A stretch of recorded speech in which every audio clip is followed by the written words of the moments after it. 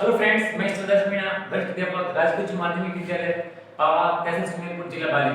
हमने इससे पूर्व वीडियो में आपको बताया था, हमने अध्ययन किया था प्रतिरोधों के संयोजन के बारे में, और हमने अध्ययन किया था कि प्रतिरोधों का संयोजन दो प्रकार का होता है, श्रेणीक्रम में संयोजन और समांतर में प्रतिरोधों का संयोजन, और उसका हमने तुल्य प्रतिरोध ज्ञात किया था। आज हम अध्ययन करेंगे कि इनके संयोजन के माध्यम से जो हमने तुल्य प्रतिरोध ज्ञात किया था उससे संबंधित उनके आंकिक प्रश्नों को हल करेंगे।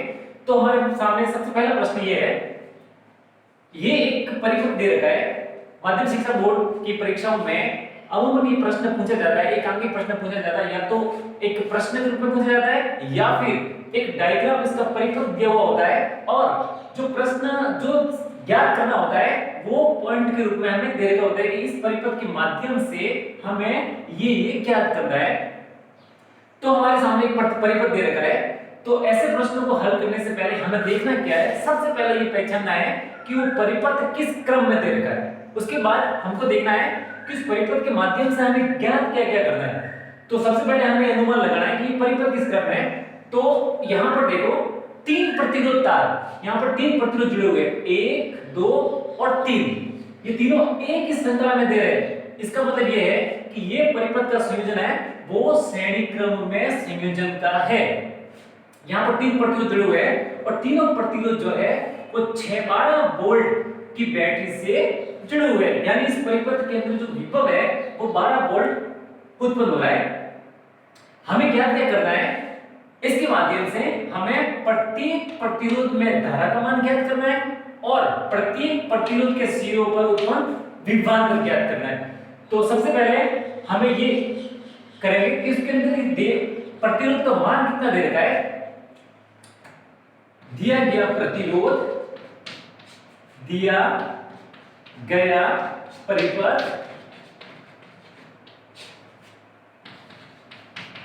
श्रेणी क्रम में है, ये हमें सबसे पहले अनुमान लगाना है कि ये क्रम कौन सा है। ये कौन सा क्रम है, ये श्रेणी क्रम में परिपथ का संयोजन दे रखा है। यहां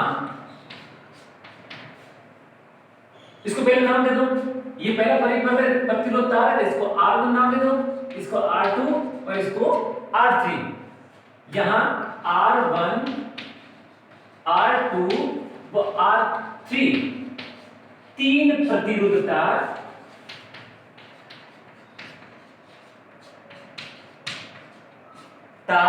श्रेणी क्रम में जुड़े हैं, क्रम में 12 वोल्ट की बैटरी से जुड़े हुए, 12 वोल्ट की बैटरी से जुड़े हुए हैं।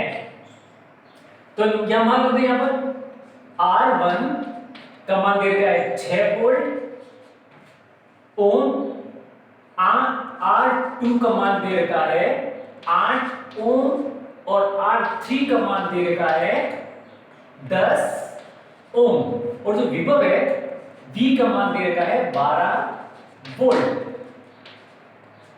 तो सबसे पहले क्या करना है, हमें माने इसका A सिरा और इसका B सिरा, तो सबसे पहले क्या करना है, इस परिपथ का कुल प्रतिरोध ज्ञात करना है। तो यहां पर परिपथ का कुल प्रतिरोध,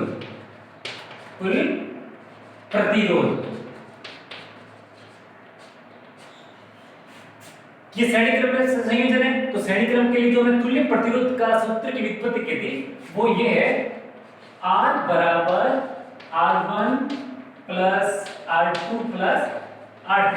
ये हमने जो श्रेणी क्रम का संयोजन किया था उसमें तुल्य प्रतिरोध ज्ञात किया, उसके पूर्व वीडियो में हमने तुल्य प्रतिरोध ज्ञात करने के इस श्रेणी क्रम के तुल्य प्रतिरोध ज्ञात करने के सूत्र की व्युत्पत्ति की थी। अब परिपथ का कुल प्रतिरोध निकालना सबसे पहले, तो परिपथ में कुल प्रतिरोध निकालने के लिए सभी परिपथों को प्रतिरोध तार का जो मान दे रखा है वो जोड़ना है। R बराबर R1 का मान है 6 ओम, प्लस R2 का मान है 8 ओम, प्लस R3 का मान है 10 ओम। यहां पर जोड़ दो सबको, R बराबर 18 और 6 24, 24 ओम। तो परिपथ का जो कुल प्रतिरोध है वो है 24 ओम। तो इस परिपथ के अंदर कुल कितना प्रतिरोध का मान कितना इस परिपथ का 24 ओम।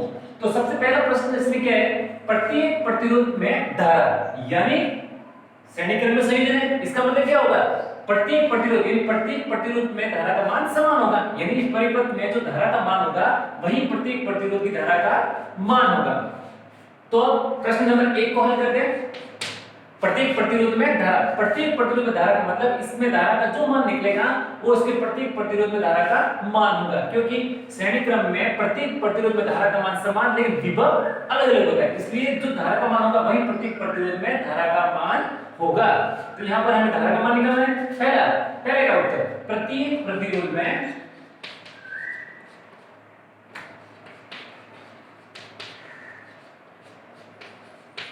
धारा, इसको ज्ञात करने के लिए ओम के नियम से हम धारा का सूत्र निकालेंगे। R बराबर होता है V बटे I। तो I का मान क्या होगा, I बराबर होगा V बटे R। मान रखो V और R का, I बराबर V का मान है 12 वोल्ट 12 और R का मान जो हमने तुल्य प्रतिरोध निकाला वो 24 ओम। तो ये जो मान आएगा वो आएगा 0.5, धारा का मान निकालना है तो धारा का मान तक लगेगा एम्पियर।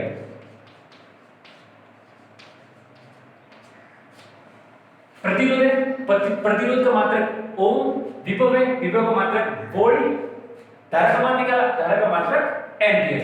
तो ये पहले का उत्तर है, यानी प्रत्येक प्रतिरोध में जो धारा का मान होगा वो 0.5 एम्पियर, यानी इस परिपथ के अंदर प्रत्येक प्रतिरोध में 0.5 एम्पियर की धारा प्रवाहित होगी। अब दूसरा प्रश्न क्या कह रहा है, प्रत्येक प्रतिरोध के सिरे पर विभवांतर यानी श्रेणी क्रम में संयोजन है, इसका मतलब क्या होगा, धारा समान है इसका, लेकिन प्रत्येक प्रतिरोध पर विभव का मान अलग-अलग ज्ञात होगा। तो हमें क्या करना है, प्रत्येक प्रतिरोध में हमें अलग-अलग विभव ज्ञात करना है। तो दूसरे का उत्तर, प्रत्येक प्रतिरोध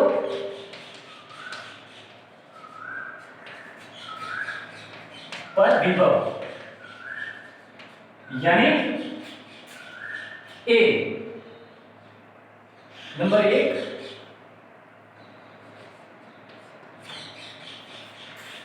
R1 यानी 6 ओम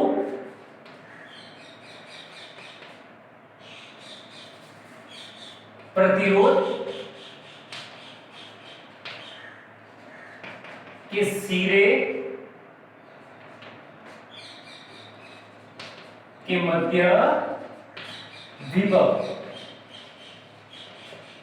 सबसे पहले 6 ओम वाले इस प्रतिरोध में कितना विभव होगा, तो R बराबर होता है V बटे I, तो V का मान हो जाएगा I R। इसी प्रकार मान लो कि V बराबर हो जाएगा, I का मान कितना है, प्रत्येक प्रतिरोध में धारा का मान समान है 0.5 एम्पियर गुणा R, यानी किस प्रतिरोध के सिरे में निकाले हम, R1 यानी 6 ओम वाले गुणा 6, ये बराबर हो जाएगा 3.0 यानी वोल्ट, यानी 6 ओम वाले प्रतिरोध के सिरों पर जो विभव उत्पन्न होगा उसका मान होगा 3.0 वोल्ट। बी, ये ए, ये बी,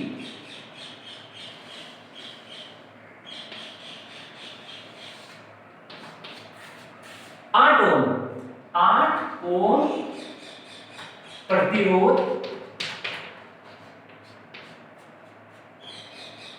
के सिरे के मध्य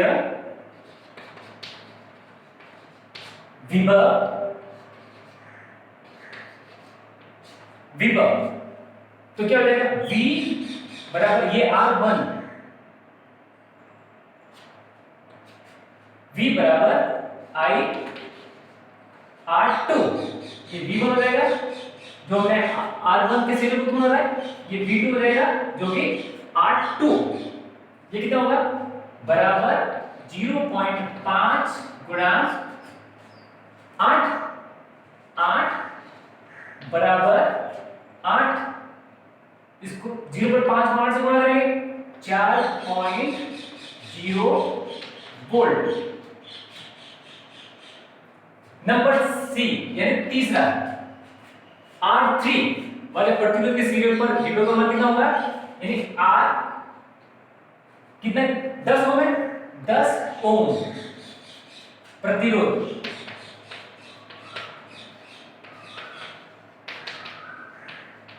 के मध्य उत्पन्न विभव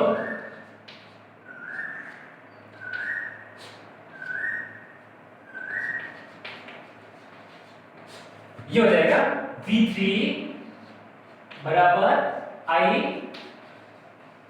I3 बराबर V3 बराबर I R3 V3 यानी I R3 पर जो विभव उत्पन्न होगा तो उसका मान होगा V3 और R3 का मान है 10, तो ये 10 I 0.5 गुणा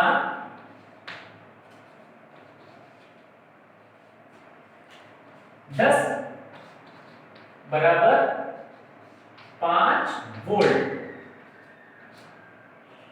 5 वोल्ट। तो ये इस प्रकार ये तीनों मान हमें ज्ञात हो गए, एक 4.0 वोल्ट, एक 3.0 वोल्ट और एक 5.0 वोल्ट। तो ये दूसरे प्रश्न का हल है। पहले प्रश्न का हल क्या निकला हमारे पास 0.5 एम्पीयर, इस पूरे परिपथ के अंदर 0.5 एम्पीयर की धारा प्रवाहित होती है।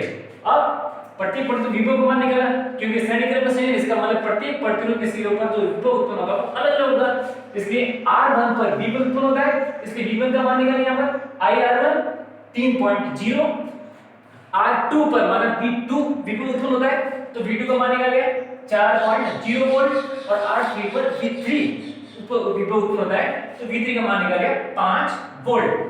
अब हमें देखना है कि हमारे जो हल क्या है वो हमने सही किया है कि गलत किया है, तो इसके लिए क्या करना पड़ेगा, तो जितने विभव का मान है ना वो सभी विभव के मान को जोड़ लो।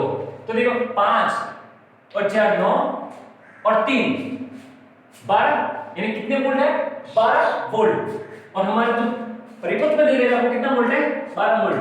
यानी उसी दौरान हम उस उत्तर की सत्यता की जांच कर लेंगे कि हमने जो परिपथ के संयोजन में जो आंकिक प्रश्न हल किया है वो सही है या गलत है। तो सही गलत की जांच करने के लिए हम जितने वोल्ट तीनों परिपथ में निकाले उन तीनों को जोड़ो, अगर ये तीनों का जोड़ और परिपथ में दिए गए वोल्ट का जोड़ आपस में बराबर आता है, इसका मतलब हमारा किया हुआ प्रश्न हल बिल्कुल सही है। तो इस प्रकार यदि माध्यमिक शिक्षा बोर्ड में यदि कोई प्रश्न इस प्रकार का आ जाए, एक परिपथ दे रखा है और उसमें जो प्रश्न दे रखे हैं, तो हमें सबसे पहले परिपथ की पहचान करनी है कि वो कौन से क्रम में दे रखा है। इसके बाद जो प्रश्न दे रखे हैं ना उसके अनुसार हमें उनके आंकिक प्रश्नों को हल करना है। तो इस प्रकार हम श्रेणी क्रम में संयोजन का से संबंधित आंकिक प्रश्नों को हल कर सकते हैं। तो आज की वीडियो के लिए बस इतना ही। अगले वीडियो में हम देखेंगे कि समांतर क्रम में जो परिपथ दे रखा होगा उसके आंकिक प्रश्नों को कैसे हल करेंगे। धन्यवाद।